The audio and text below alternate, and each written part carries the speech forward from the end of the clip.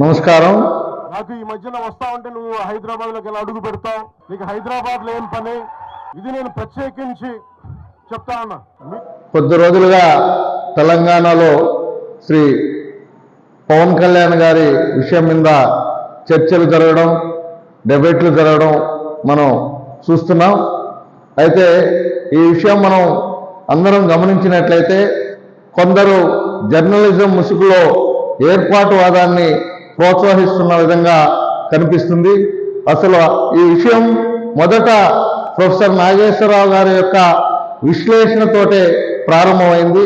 వారు అనవసరమైనటువంటి విశ్లేషణ చేసి జరగనది జరగనట్టుగా ఊహించుకొని ఒక విషయాన్ని బయట చెప్పడంతో ఇది ఒక నాగేశ్వరరావు గారికి సంబంధించిన విషయమే.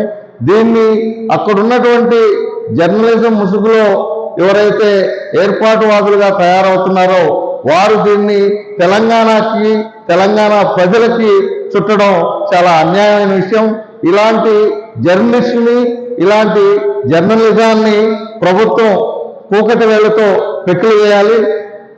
ఉప ముఖ్యమంత్రి శ్రీ పవన్ కళ్యాణ్ గారు కూడా వారిని వదలకుండా వారు ఏదైతే ఆరోపణలు చేశారో భూ కబ్జా అని, ఇంకొకటని, అదేవిధంగా వాళ్ళ ఇంట్లో వాళ్ళ మీద చేసినటువంటి ఆరోపణలు, ఈరోజు కూడా ఒక సోషల్ మీడియాలో ఒక ఉస్మానియా విద్యార్థి వాళ్ళెవరూ దేశభక్తులు కాదు, వాళ్ళెవరూ మిలిటరీలోకి వెళ్ళడం లేదు అని ఆరోపణ చేశారు. ఆ ఆరోపణ చేసినటువంటి వ్యక్తి ఎవరైతే ఉన్నారో వాళ్ళు పోయి మిలిటరీలో జాయిన్ అయి ఉండొచ్చు కదా, వీళ్ళందరినీ విమర్శించడం కోసం.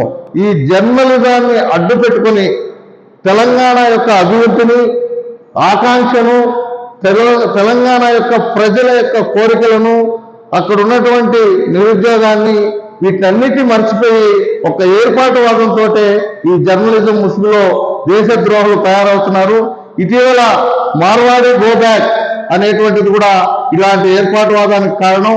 కాబట్టి ప్రభుత్వం ఇలాంటి జర్నలిజం మీద గట్టి చర్యలు తీసుకోవాలి, కేసులు పెట్టాలి, రాజ్యాంగపరమైనటువంటి చర్యలు తీసుకొని ఇలాంటి దొంగ జర్నలిజం, ఇలాంటి అమ్ముడుపోయే జర్నలిజాన్ని అరికట్టాలని కోరుతున్నాను.